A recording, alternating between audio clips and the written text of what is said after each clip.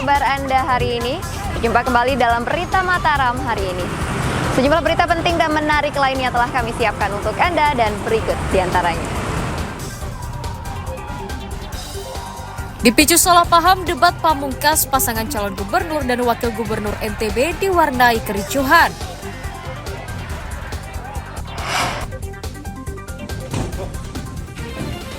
Ketagihan berjudi online, seorang pria di Bima diringkus polisi karena mencuri ponsel. Tuntut diberi hak mengelola lahan, ratusan warga di Lombok Barat berunjuk rasa ke kantor Badan Pertanahan Nasional. Bersama saya Rahayu Japar, inilah Berita Mataram selengkapnya.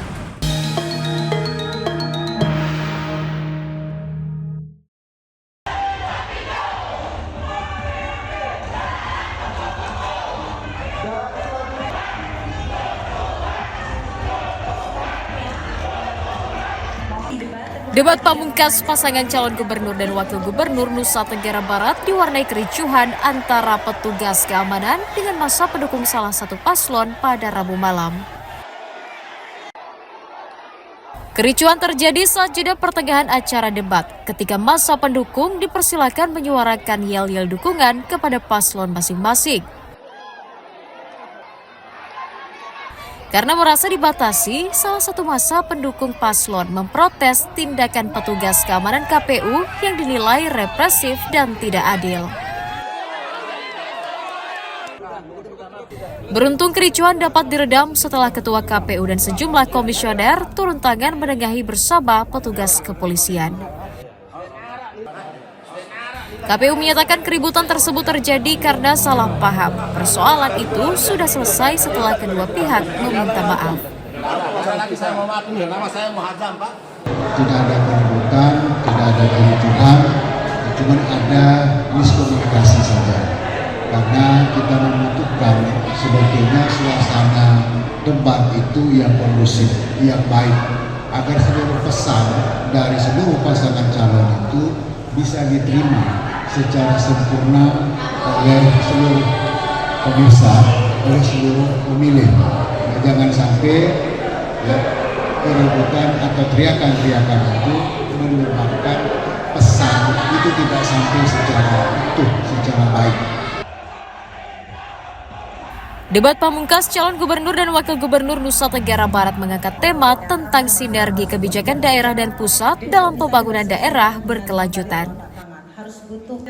Debat diikuti oleh 3 pasangan calon, yakni Siti Romi Jalilah Musyafirin, Zulkifli Mansyah Suhaili Fadil Thohir, dan lalu Muhammad Iqbal Indah Damayanti Putri. Dari Kota Mataram, Tim Liputan melaporkan.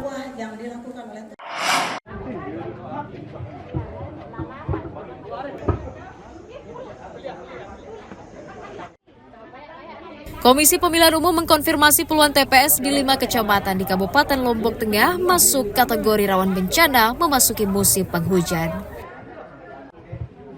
KPU memetakan 5 kecamatan tersebut yakni Pujut, Jonggat, Janapria, Batu Kliang, dan Batu Kliang Utara. Adapun resiko bencana yang mungkin terjadi seperti angin kencang, hujan yang menyebabkan banjir hingga longsor. KPU meminta panitia pemungutan suara untuk memperhatikan potensi bencana di lokasi pembuatan TPS. Petugas juga diminta segera berkoordinasi jika terjadi pemindahan lokasi TPS demi alasan keamanan dan keselamatan warga saat mencoblos. Kami di KPU Kabupaten Lombok Tengah sudah memetakan potensi kerawanan, terutama soal angin, terus banjir, longsor, kemudian gempa bumi. Bagaimana skemanya juga kami sudah bicarakan dengan pihak kepolisian dan semua stakeholder terkait. Bagaimana kemudian antisipasi ketika hal itu terjadi. Kalau hasil pemetaan di mana saja itu, Pak? Hasil pemetaan kemarin itu tersebar di 5 kecamatan. 5 kecamatan itu termasuk Pujut, Jonggat juga termasuk, kemudian di Janapria, kemudian di BKU. Itu yang beberapa titik memang kami deteksi ada potensi untuk itu. Untuk menjamin lancarnya pelaksanaan pilkada, KPU berharap warga berperan aktif dalam pengawasan, termasuk mengantisipasi resiko bencana di wilayahnya dengan segera melaporkan ke panitia penyelenggara. Lukmanul Hakim melaporkan dari Kabupaten Lombok Tengah.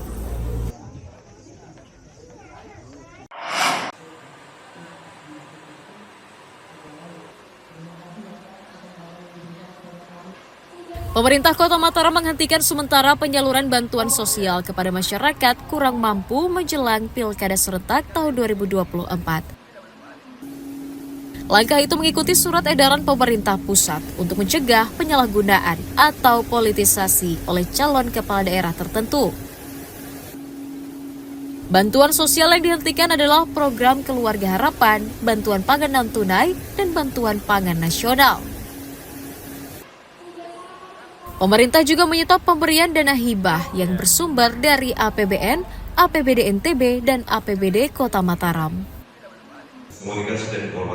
Penyaluran bantuan sosial akan kembali dilakukan seusai digelarnya pemilihan kepala daerah pada bulan Desember nanti.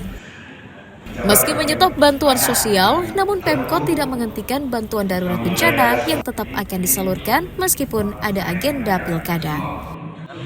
Himbauan untuk menahan hibah dan bansos.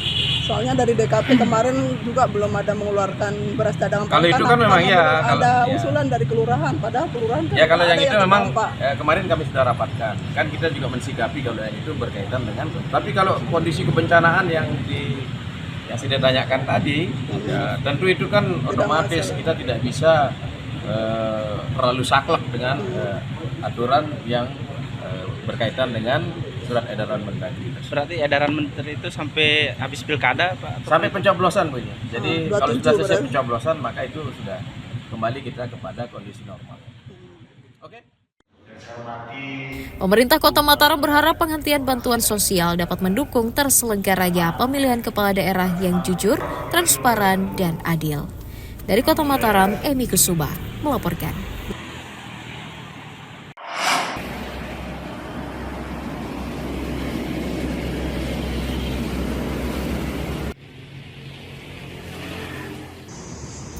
Badan Urusan Logistik atau Bulog Cabang Kabupaten Lombok Timur menghentikan sementara pelaksanaan operasi pasar menjelang pelaksanaan Pilkada serentak 2024.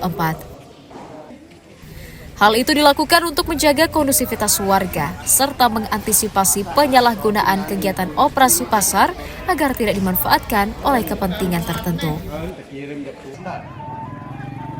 Sebelumnya kegiatan operasi pasar telah dijadwalkan setiap hari di semua kecamatan, namun dihentikan 2 pekan sebelum pilkada.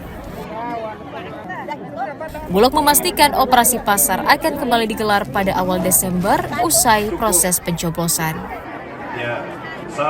Untuk kegiatan operasi pasar, memang kemarin kita sudah menjadwal dengan Dinas Perdagangan dan dengan tim TPID sampai bulan Desember.